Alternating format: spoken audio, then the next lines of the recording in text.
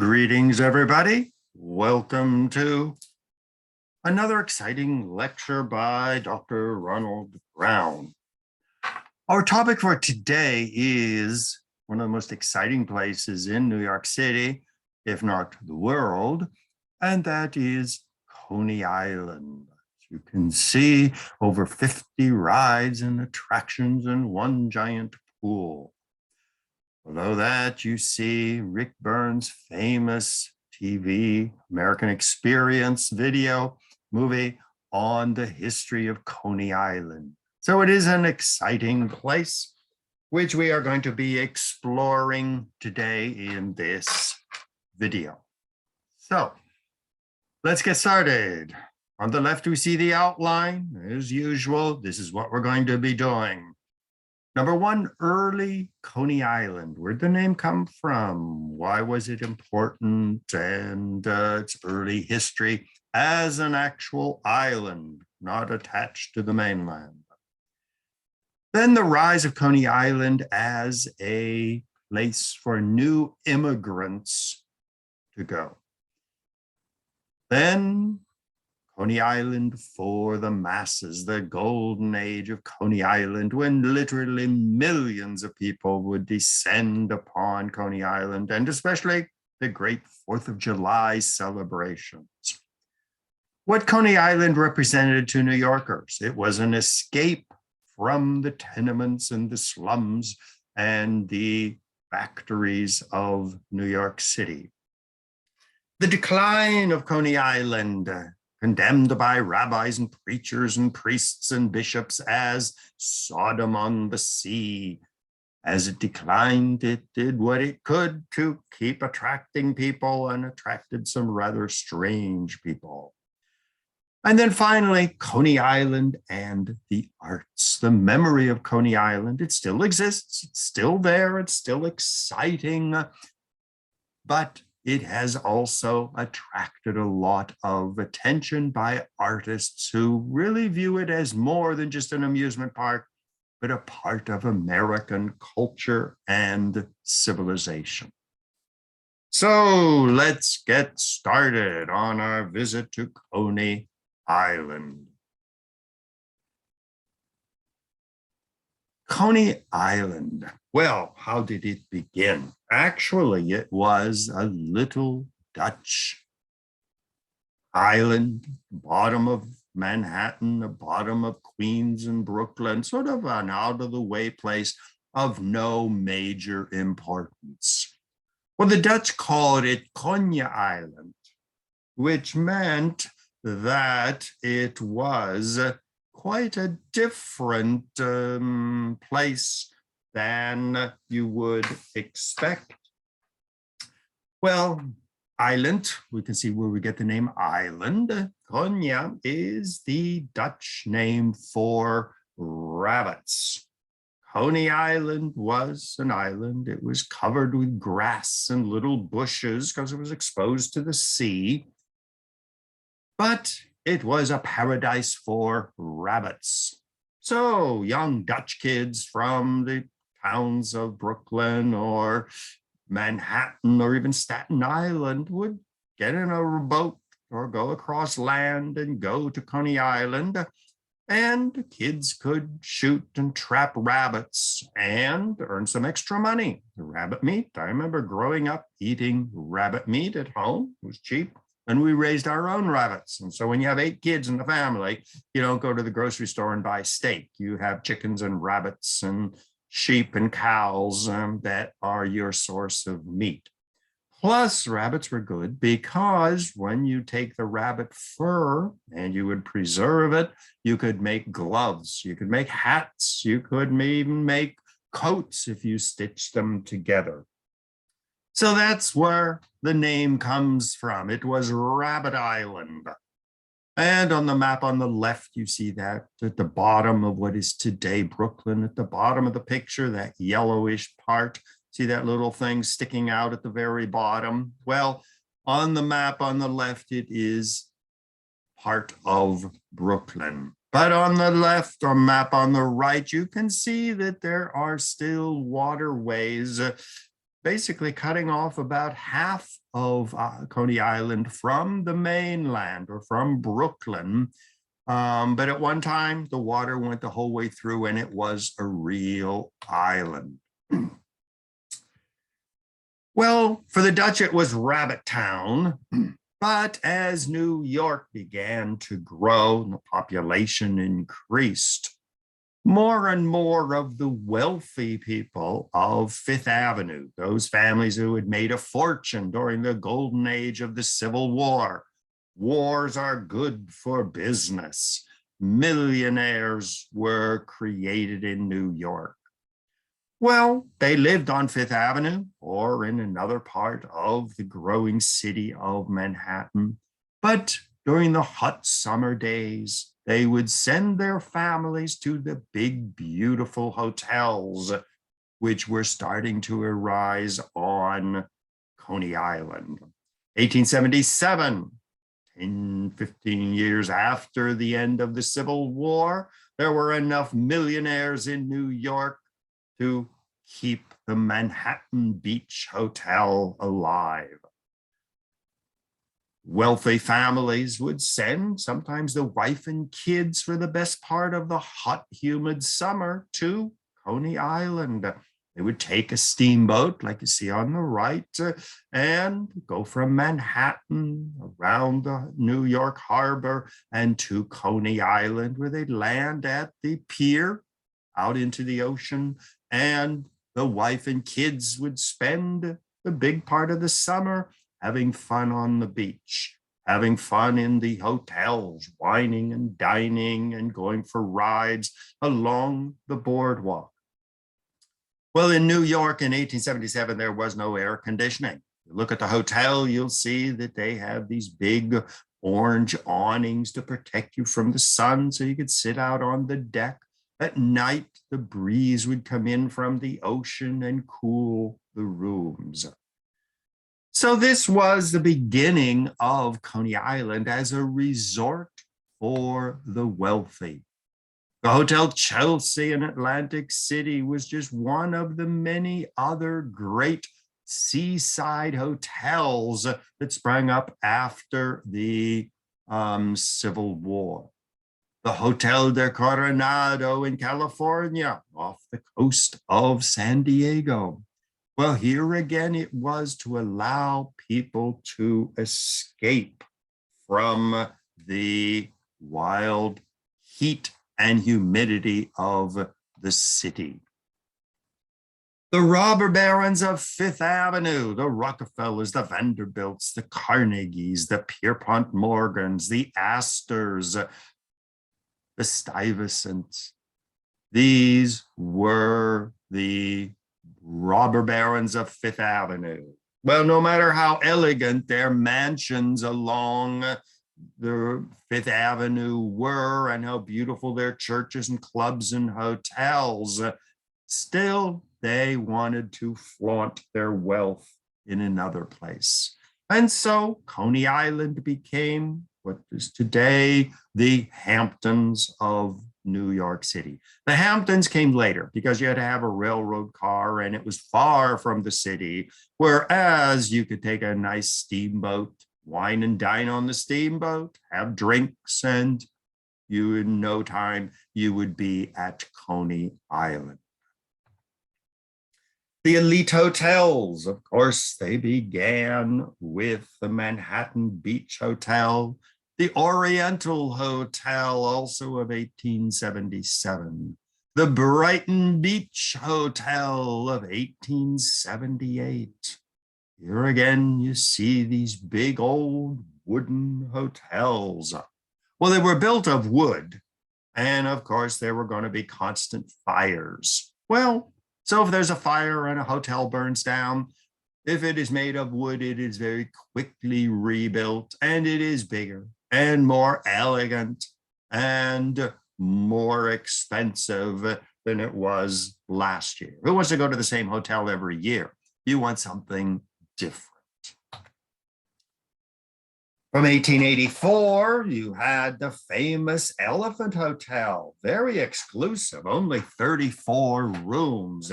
But It was a sight to see. I mean, look at the picture of it towering over the chairs and the doorways and the windows. Had a dining room. It was very, very elegant. And here again, catering to the whims of the crazy, wealthy people. To get there, you took a steamboat, and you can see the picture in the upper left. You see the piers out into the Atlantic Ocean, and boats would land. People would promenade down the deck, be picked up, and taken to their hotels. And this was really a part of the upper class New York society. And here you see the advertisement, the Iron Steamboat Company, who were steamboats. They were no longer sailing boats, so they could even go in poor weather or in weather when there was no wind. Look at the picture at the bottom on the right. You see people, men in suits and top hats, women in dresses down to the floor, covering their faces with a veil so as not to be burned by the sun. It was a wonderful time for the wealthy, where everybody knew everybody else. Families would present their beautiful daughters or their handsome sons just back from Harvard or Yale or Princeton. Marriages were made, marriages were celebrated. People invited other people. A new wealthy person, such as Andrew Carnegie, multimillionaire from Pittsburgh, that's where he would be presented to the elite during the summer season. Well, gradually the island was filled in, and the island ceased to be an island, and it became just a part of the Brooklyn.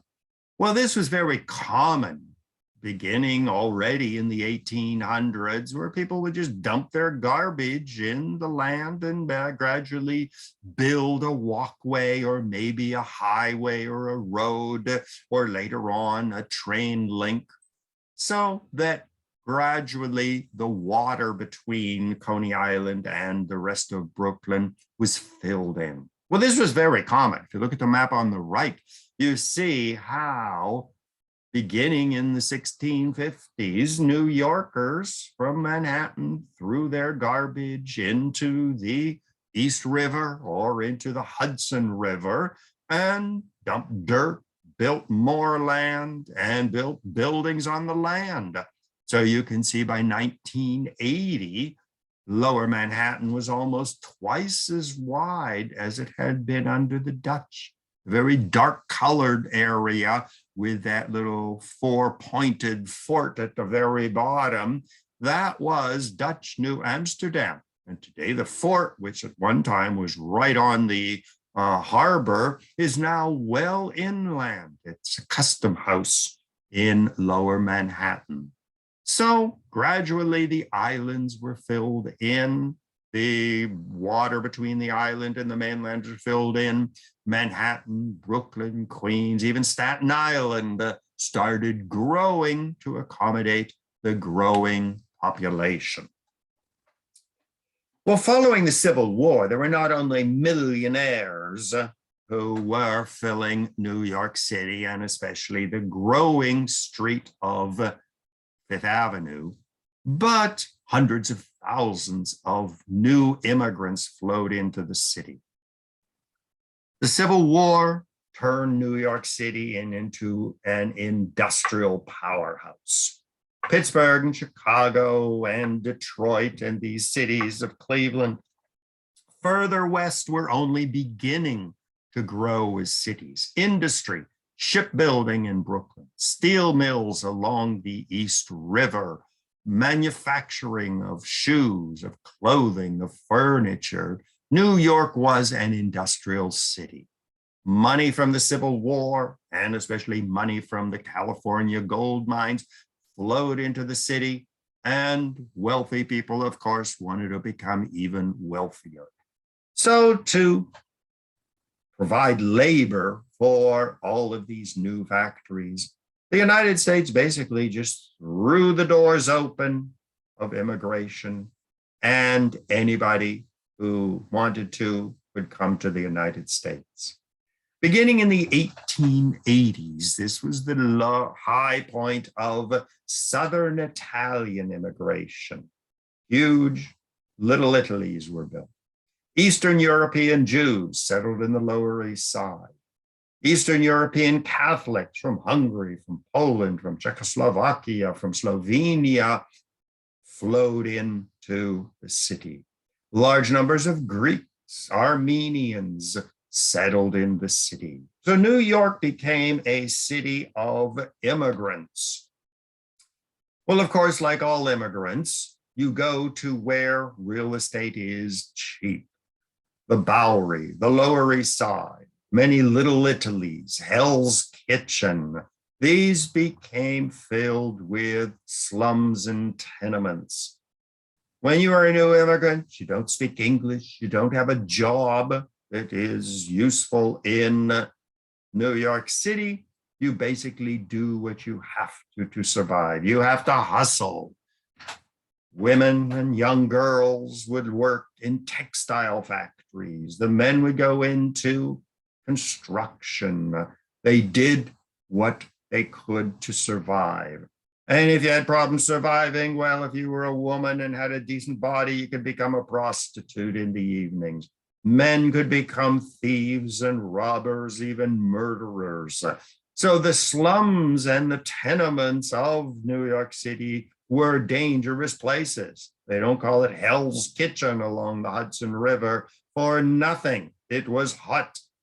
Wagons would go around every morning picking up the dead bodies, those who had died of disease, those who had been murdered, those who were simply homeless people and freezing to death in the street.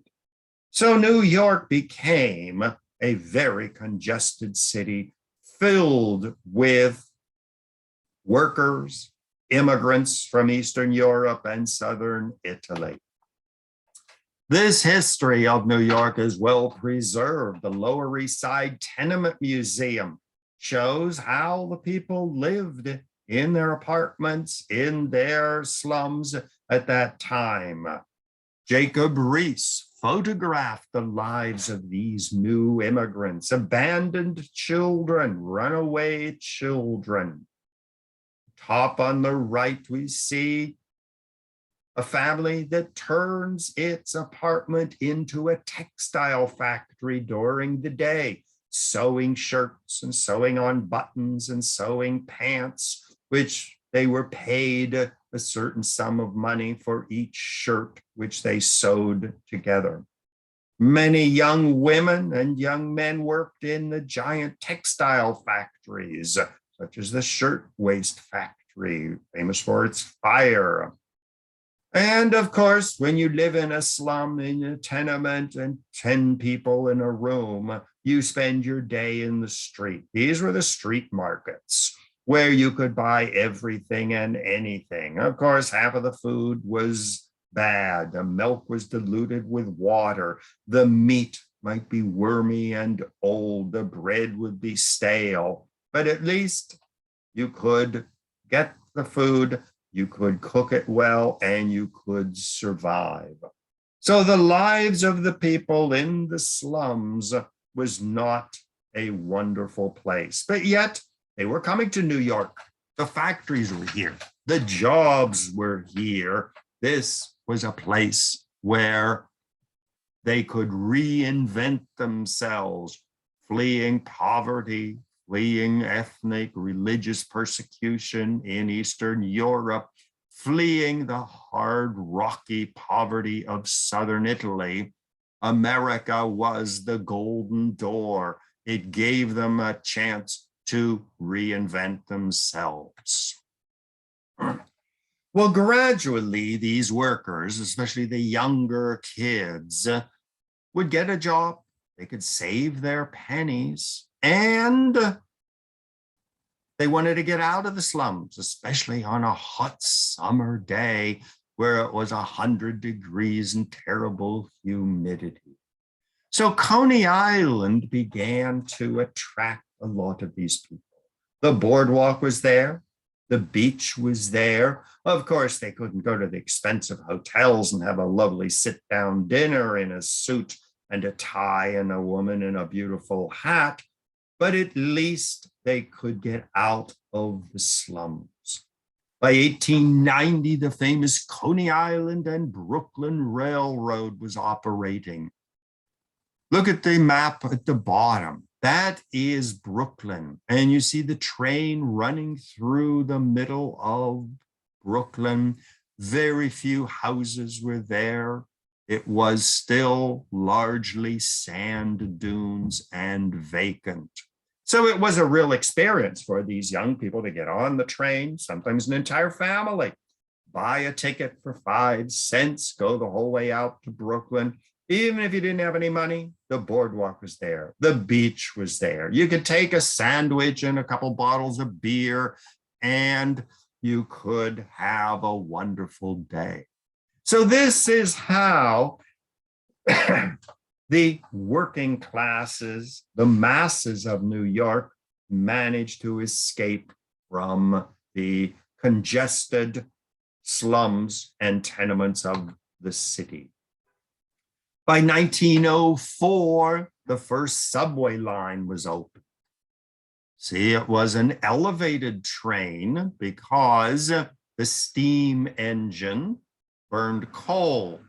So you had the L well before 1904, but with the invention of electricity and the popularization of electricity, the train could suddenly go underground.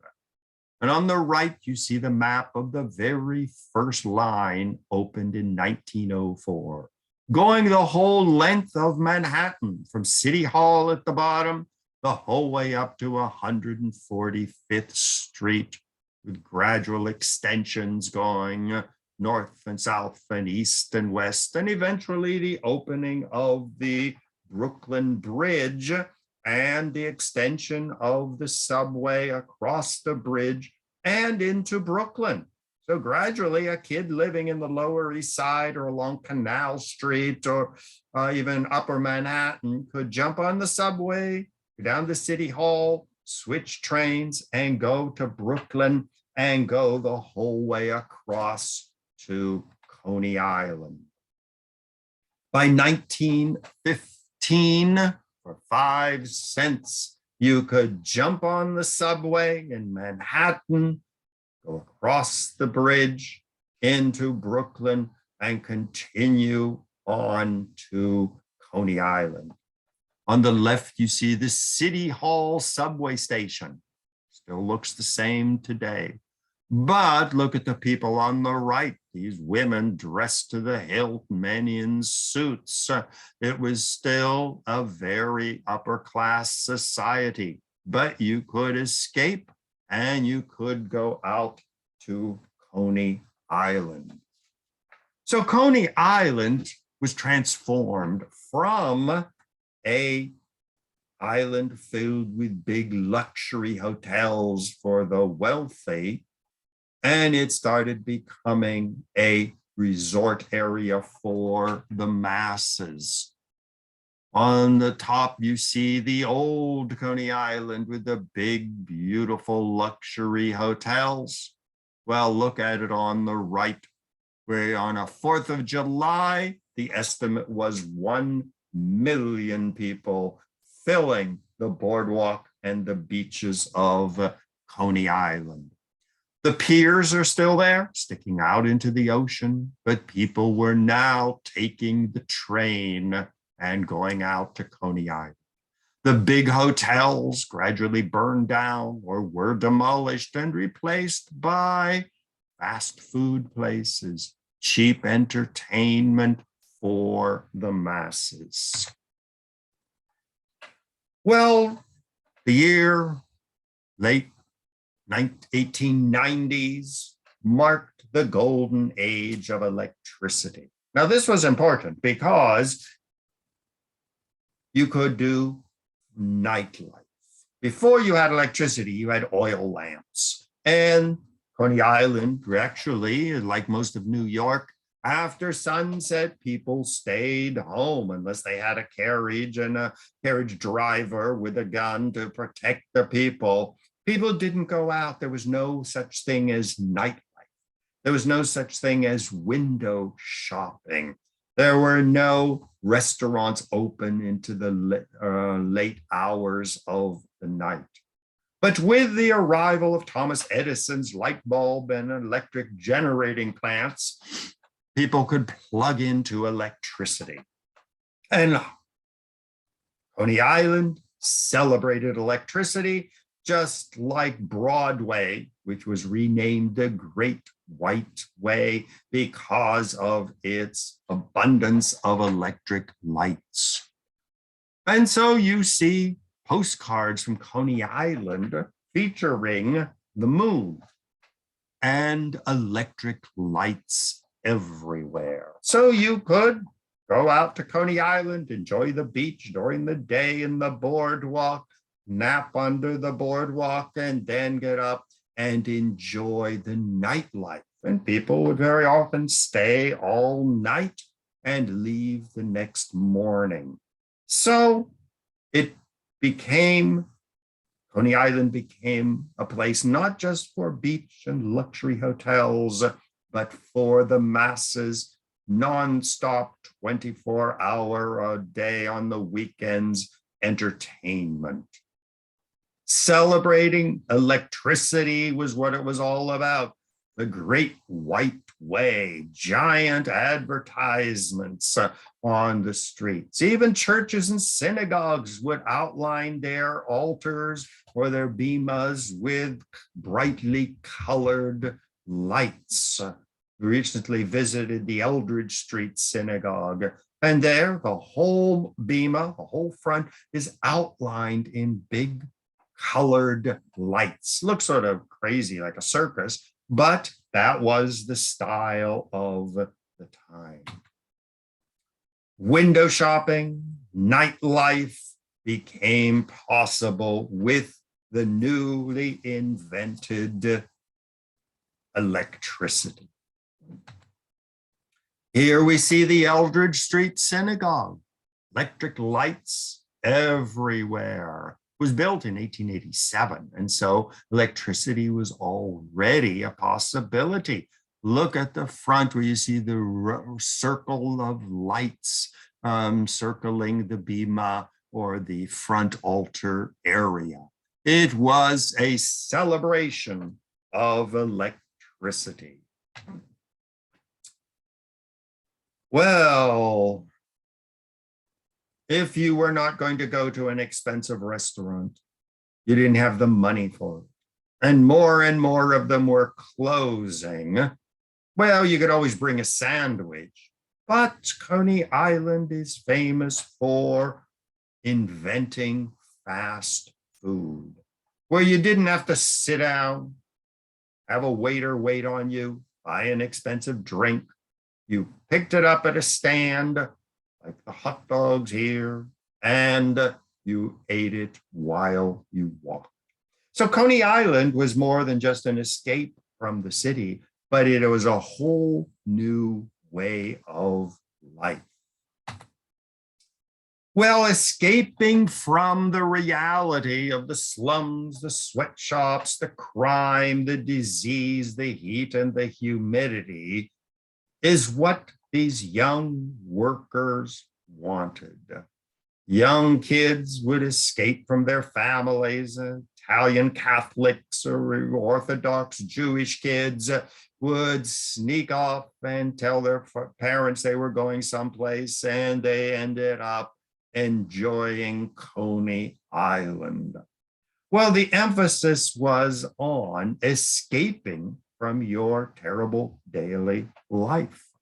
Here we see Dreamland, 1904 to 1911, where you could go in and you'd see these dramatic reenactments of the Garden of Eden, the creation of humanity, where God literally descended and created Adam and Eve. You escape from reality into a world of dreams. Hellgate, you could even visit hell and see devils and demons in real life. Of course, there were the rides, which were thrilling, the roller coasters, the Ferris wheels. On the right, you see a Chinese temple. I mean, of course, these young kids couldn't go to China, but in Coney Island, they could not only visit the creation, God created the world, they could visit hell, but they could actually visit China. Ballrooms where you could dance. And there they didn't say, well, I'm an Italian Catholic immigrant, or I'm a Jewish Orthodox person from Russia. If you were a decently dressed young guy and you saw a decently dressed young woman, you asked her to dance. I mean, and this caused a lot of consternation among good families.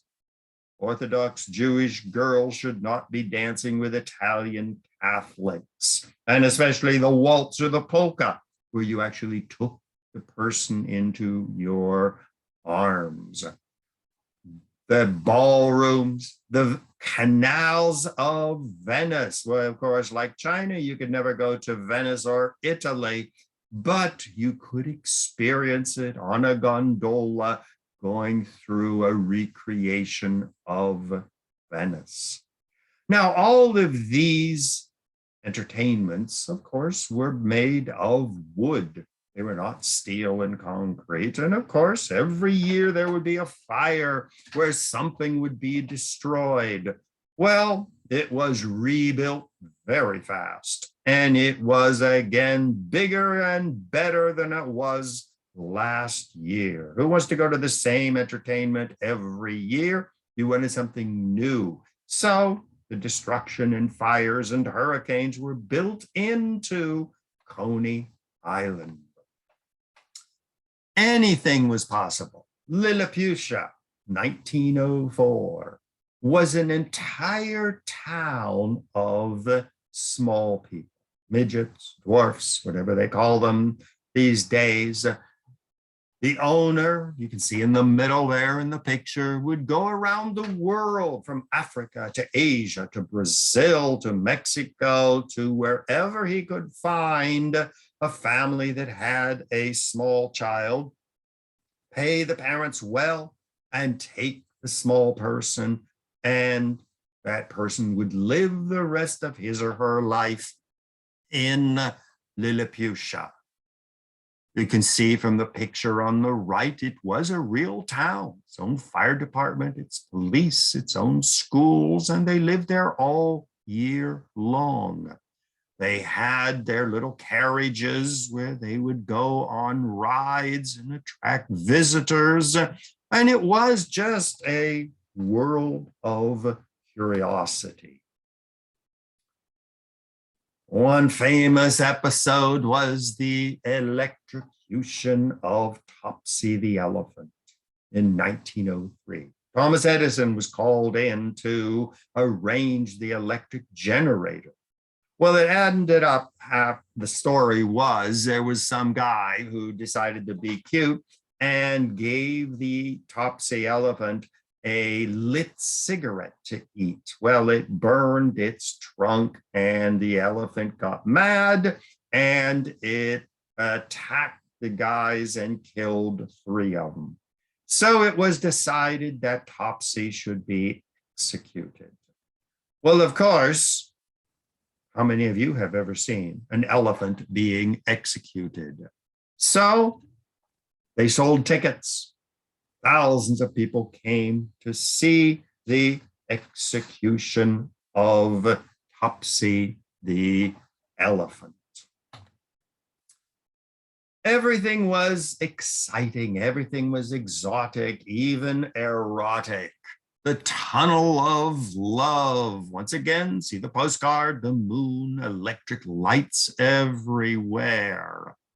Well, you got in a gondola and you went in through the tunnel of love with your girlfriend or the girl that you had just picked up. Well, of course, as soon as it gets dark in the tunnel of love, kissing and hand holding, and who knows what else was taking place in the tunnel of love. Again, condemned by the priests and the rabbis and the ministers, leading people into sin. Well, Coney Island still has the Tunnel of Love beer, which again celebrates the Tunnel of Love, which is no longer there, but was part of the history. Atlantis, the famous sunken city somewhere in the Atlantic Ocean, well, it became a reality. You got on a boat, you went in and you actually visited the famous lost city of Atlantis. Now, these are two postcards. I collect old postcards. I go to junk sales and yard sales, and very often you'll see a big box of old postcards, or I'll just buy the whole box for $10, and you come across some really fascinating old postcards. The Wonder Wheel, 1918. Here again on the left, you see the original Wonder Wheel. That's me, one of my recent visits to Coney Island with the Wonder Wheel behind me. Well, Wonder Wheels are part of history. We have Ferris wheel, the very first one in Chicago in 1893. So the Wonder Wheel of 1918, 1920 was not that big, but you got a magnificent view of Brooklyn, across to New Jersey, out into the ocean and Manhattan. I believe today the largest wheel is the Beijing Great Wheel of 2008, unless that one has been replaced by one which is even larger. The boardwalk, as we know it, dates from 1923. It is wood constantly being demolished by hurricanes and whatnot. But here we see in these pictures in the 1920s and earlier, people were still dressed to the hilt. Look at the men with their hats and their suits, the women with dresses down to their ankles and hats on. On the right, you see one of the Ferris wheel in the distance, and you see the men swimming. Back in the 1920s, it was still not acceptable for men to go swimming topless. You would be arrested. Women did not wear bikinis. They wore a bathing suit which covered them and a short skirt, very often going down to their knees. And so it was still a very conservative place as late as the 1920s. Fast food. Well, that famous Coney Island hot dogs. See Feltman's, the restaurant shortly again following the Civil War, where it started becoming popular to have fast food. And the famous Feltman hot dogs are still part of the Coney Island experience, along with the more popular Nathan's, dating from 1916. And here again, you see Nathan's hot dogs. Once again, the original price was 5 cents. Every once in a while, they'll have a publicity campaign and they'll hand out these little cards, which you see on the right, where if you get one of these cards as a gift, you can take it to Nathan's, and for a mere 5 cents, you can get an authentic hot dog. But 5 cents is really what Coney Island was about for the masses. Even a worker in a factory could hustle together 5 pennies, take the train, another 5 pennies, get a hot dog or some fast food, not sit down restaurant.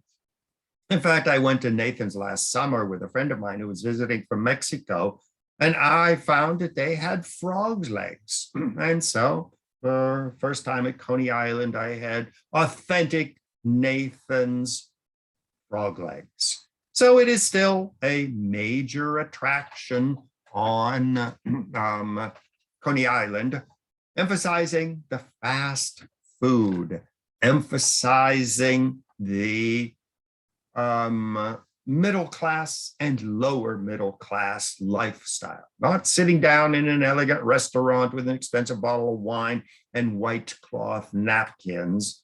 Here you stand up, you eat it, or you take it with you. The parachute jump, the tower is still there, although it's no longer operating, dates from 1939, where you would get into a halter and you'd have the parachute above you. You would be taken up to the top and then you would be dropped. And you had the experience of floating through the sky. Well, look at the picture on the right. Still see the old pier going out into the ocean. Doesn't accommodate steamships anymore, although I think they should restore that. That would be a nice tourist experience to get on a steamboat and Manhattan or Brooklyn someplace or Queens and go out to Coney Island by sea. Wonderful experience. But look at the boardwalk is there. You see all the people on the beach. Luna Park. Here again, we see how each entertainment area would be built of wood, plaster, and a storm would come, or there would be a fire, and it would be destroyed. Luna Park on the left shows again the moon and electric lights everywhere, celebrating new electricity. Well, that one was destroyed. The one on the right at the top was the new Luna Park, keeping those little towers, keeping the moon design, but a more modern one. Well, then that one was destroyed. And there below it at the bottom, you see me, and in the distance, you see the current Luna Park. So many of these entertainment areas went through several successive incarnations. The Cyclone, 1927, like the Wonder Wheel, every entertainment area wanted the biggest, the fastest, the most dangerous, the longest, the tallest. Everything had to end with an EST. Well, on the left, you see the old Cyclone, made of wood and then later replaced with iron. Again, if you look at the bottom left, you still see 5 cents. Well, if I'm correct, I believe that the largest roller coaster is the Six Flags Great America, the American Eagle, which I believe is either the longest, the tallest, or the fastest, or the greatest, or somethingest. Although I'm sure the Chinese or the people in Dubai or someplace else are making one which would be longer or taller or faster. But still, this was one of the thrills of Coney Island. Again, 5 cents. Loop the Loop, 1901, an absolute thrill where you're literally hanging from the top of the loop. At the bottom on the right, you can see a reconstruction of the loop. I mean, many of these rides, which no longer exist, have been created in miniature, and many of them are actually in the newly organized Coney Island Museum.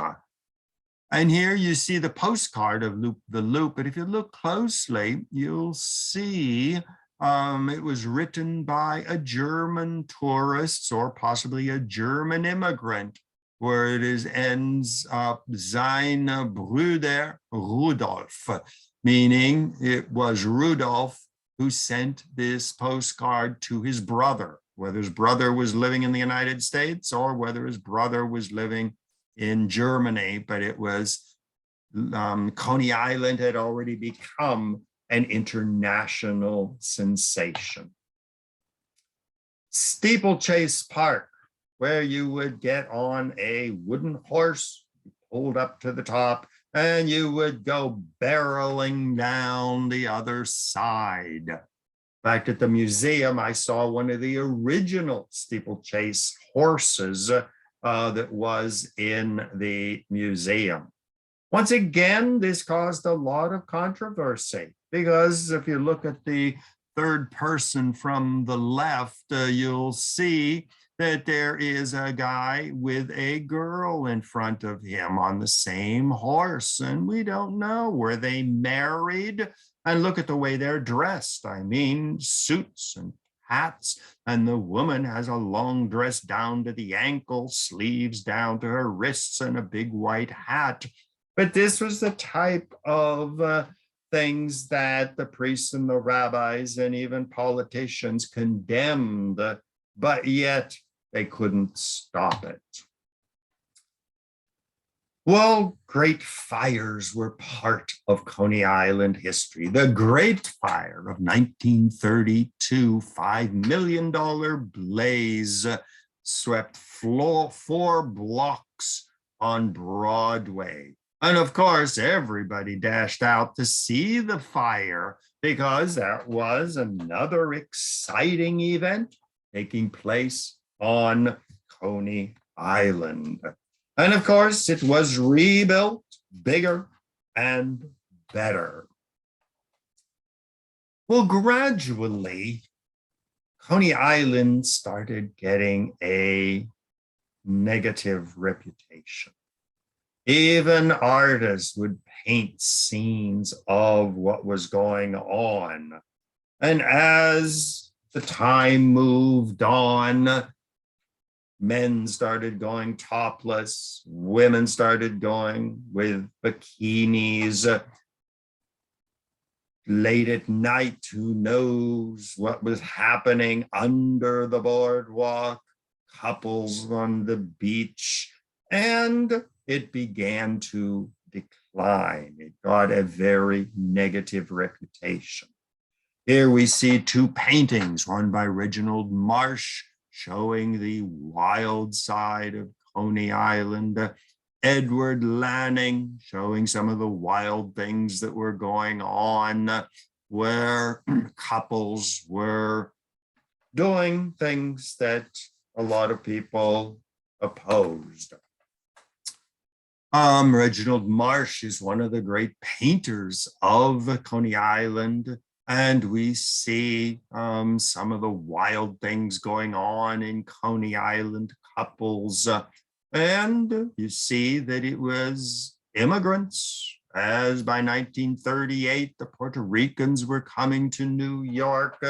The gates of immigration were closed, but nobody asked who you were. It was a young people's place to have fun. Well, a lot of religious leaders were very alarmed at what they considered the decline of Coney Island, where men were going topless, women were making their bathing suits smaller and smaller every year. And so Coney Island became a popular place for preachers. And we see on the left the Brooklyn City Mission, people going out and preaching. Below that, you see the Salvation Army going out and singing hymns to try to save people. Famous book went to Coney Island on a mission from God, be back by 5. Coney Island became famous for its street preachers. Avoid sin.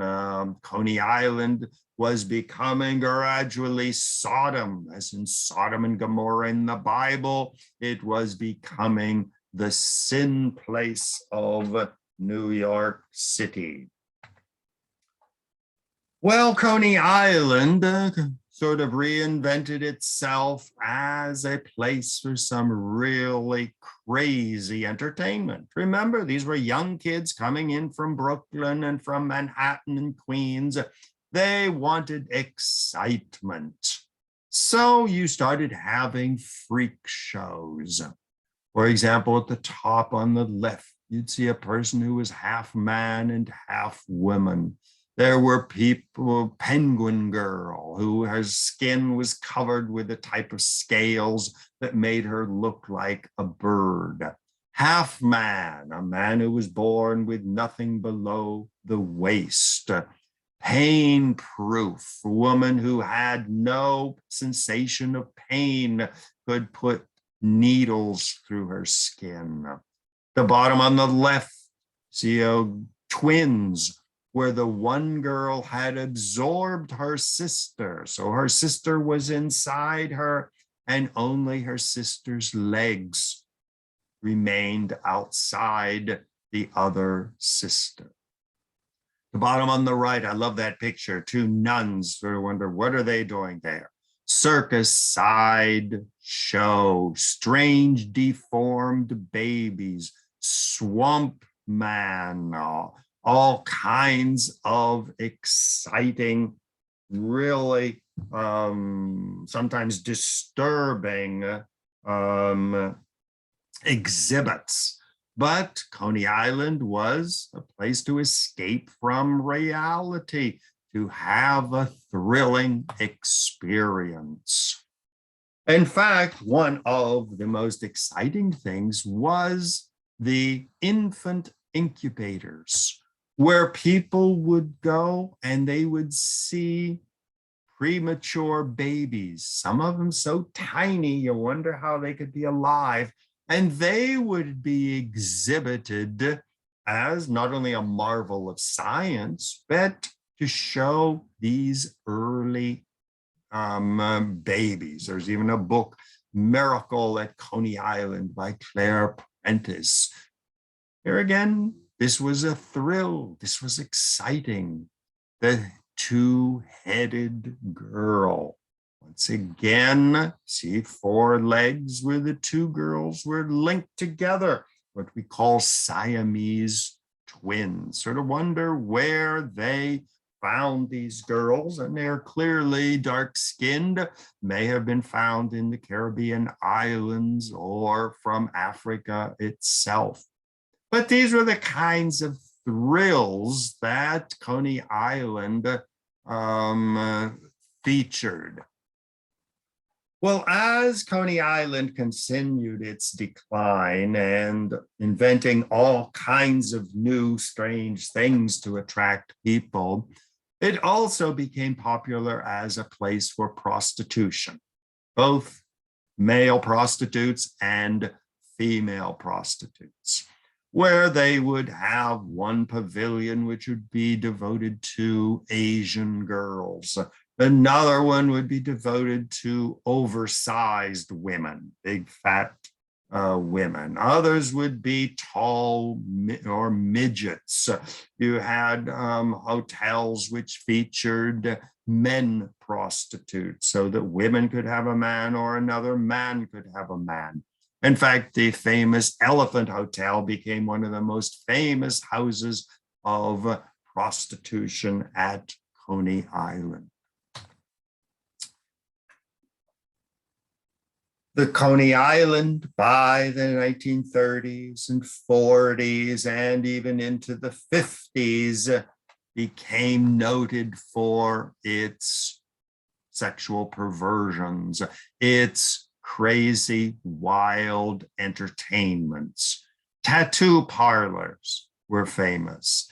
the Silver's baths, the saunas, where you could not only get a saltwater bath, a freshwater bath, you could get a massage, but it was a complete body massage. Every part of your body was very carefully massaged. George Tooker's painting of 1947 shows some of the wild things going on. Men are topless. And what was interesting with George Tooker, by 1947, African Americans started going to Coney Island. In its earlier years, it was segregated. No Black people allowed, except for those involved in some of the entertainments. But here you see by 1947 that it had been integrated. Nothing could be too exciting, too exotic, too weird. You had one guy, a impresario, you see in the top in the middle, who had gone to the Philippines and bought an entire tribe of headhunters. He installed them in Coney Island. The picture below that, you see them sitting around their fire, but you see people who had come in to view the tribe of headhunters. Of course, it was highly sensationalized, where they would have a scene where the headhunters would be there eating meat or barbecuing something, and they claimed that they were eating another human being, that they were cannibal.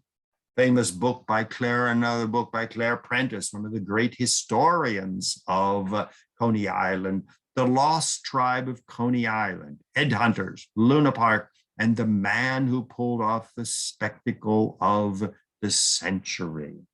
So Coney Island continued to become more and more exotic, more and more crazy as it moved into the more modern era of the 40s and the 50s. Well, Coney Island's decline was gradual. You could still take the subway and go out there. There was always something interesting happening. But gradually, Coney Island lost its fame and it started to decline. Several factors were involved. For example, on the right, we see Robert Moses and the fall of New York. Robert Moses was the man who believed that the future of the world, and especially the United States, was in the automobile. He's the one that invented what they call the parkway, the highway, where you could jump in your car in Manhattan and you could drive to Jones Beach, one of the great creations of Robert Moses. You could drive to Long Island any place you wanted. You could drive to upstate New York and go to one of the many parks and recreation areas which he built. You could drive to New Jersey. So with the rise of the automobile around World War II, and especially after World War II, Coney Island's decline accelerated. You had bigger and more wonderful parks in New Jersey, upstate New York, all over Long Island. The beaches were cleaner, the beaches were nicer, and Coney Island continued its decline. Another factor which caused Coney Island to decline was the beginning of cheap air travel. It was now possible to buy a ticket for young people to take airlines like Icelandic Air and cross the Atlantic and go to Europe. During the winter, people could fly to Florida, later on Cancun, Acapulco, and the beaches were beautiful. The beaches were clean. There was not all of the dirt and the entertainment areas, and Coney Island was being left behind as it continued its decline. Big airports, JFK, LaGuardia, Newark, New Jersey, made it very possible to, for a very reasonable price, fly off to someplace warm in the winter, someplace fun in the summer. Well, as Coney Island began its decline, it entered into the American history, and especially New York history, as a once wonderful place. Famous movie Coney Island by Betty Grable, George Montgomery, and Cesar Romero, showing once again how exciting Coney Island once was. The Drifters, music group which I remember from my youth, their very famous song, Under the Boardwalk, of the 1960s. Here again saying that Coney Island was exciting. Once I gave this talk to a group of senior citizens on Long Island, and one woman admitted that her first child was conceived under the boardwalk. So here again, another fascinating chapter of Coney Island. The Coney Island Museum was established in 1980, and you see the building on the left. They are collecting tons of information, like the steeplechase horse, like tickets, old postcards. Whenever I go to junk sales and yard sales and find something interesting, very often I'll take it out to the Coney Island Museum, where if they need it, they put it on exhibit or they save it. They are constantly looking for new information, new artifacts to preserve this wonderful chapter in New York City history. Loads of books are being written about Coney Island. They have History Day in August, where everybody brings stories and memories of Coney Island. Rick Burns' film on Coney Island. Famous book, Coney Island of the Mind by Lawrence Ferlinghetti, again showing that Coney Island was more than an amusement park. It meant an escape from the slums for millions of young Americans. It was their escape to another world. Lost amusement parks of New York City. Once again, Barbara and Wesley Gotlock celebrating and analyzing the importance of amusement parks in American history. Coney Island Lost and Found by Charles Denson. Once again, remembering those amusement areas that are no longer there. Haunting Coney Island, a picture book, chronicling the decline of Coney Island. Well, here again, closing of entertainment areas, burnings, floods, hurricanes definitely are ravaging Coney Island. But some people still retain memories of Coney Island. This is Stephen Wilkes' Coney Island from 2011. Here again, you see the beach. You see all the people on the boardwalk. You see the colors, the electricity. But in the distance, you see what is gradually encroaching on Coney Island, efforts to build huge apartment blocks, public housing. It's a huge Russian immigrant community on Coney Island. So it is in transformation. Who knows what the future of Coney Island is going to be like. But it's still there. And there's me again with the Wonder Wheel in the background, showing some of the efforts to preserve it. Some of the places have closed, but it is still definitely part of New York history, a wonderful place just to walk around on a day to say, well, I was at Coney Island, and take a selfie of yourself. Well, what about the future of Coney Island? Who knows? Various conferences have been held on whether to turn it into a giant housing complex to bring more population there. As you can see, one of the plans, or it had a glorious past, but what about the future? How much can be preserved? Or should it be just dynamited and a couple of places left and attached to new hotels or restaurants? And this is a major problem for all modern cities, New York City, historic preservation. How much of Harlem as an African-American neighborhood should be preserved? Well, walk up and down 125th Street and you will see that entire chapters of New York history are being destroyed.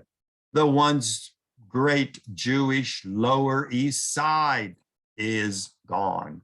What about the Chinatowns that are growing up now and replacing the Lower East Side with a new Chinatown neighborhood?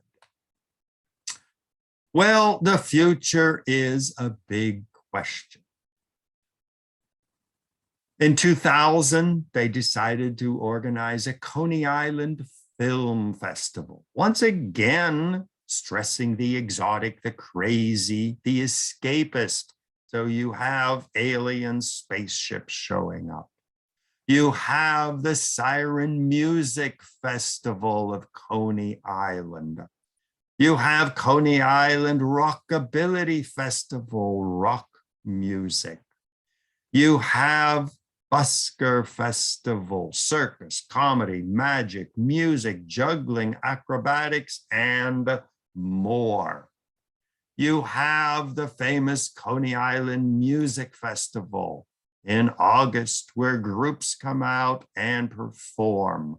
Once again, an effort to recreate Coney Island, not just as entertainments, but as a safe place for craziness, whether it is aliens, whether it is music festivals, all kinds of crazy things can happen.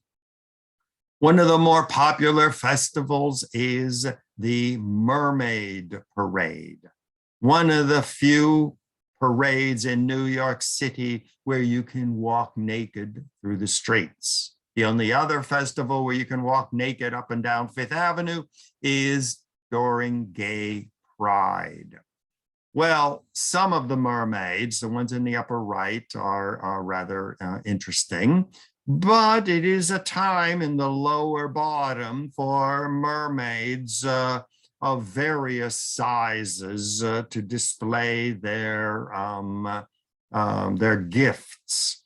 There is the Coney Island Night of the Coney Island Dead, another festival where people dress up in exotic costumes and vampires and all kinds of living dead parade through the streets. Once again, an effort to reinvent Coney Island, but keeping with the theme, the exotic, the strange, escape from reality.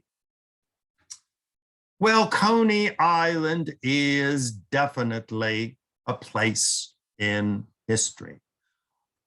Well, I went to Waldameer in Erie, Pennsylvania when I was in college, which was another amusement park on the ocean. Today we have Disneylands around the world. Six Flags Great Adventure, Disneyland Paris 2021. So amusement parks, escape areas are still part of our society. We need them, we enjoy them, and they are part of a human need to escape from reality. And as I'm speaking now, this is at the high point of the COVID-19 pandemic, and more than ever, people need to escape from lockdowns and masks and vaccinations. And what better place to escape is to go and just stroll through Coney Island wearing a mask, but yet escaping from reality. So if you have something you'd like to share with me, this is my Gmail address, ronbrownmedia@gmail.com. Love to hear people make comments on my many YouTube videos and Zoom videos, so feel free to contact me. So it has been a wonderful visit. I hope to see you sometime in the future for another exciting discovery of another chapter of New York, American, or world history. So this is Dr. Ronald Brown logging off. I hope you enjoyed the talk, and I hope to see you sometime in the future. So thank you very much, and bye-bye.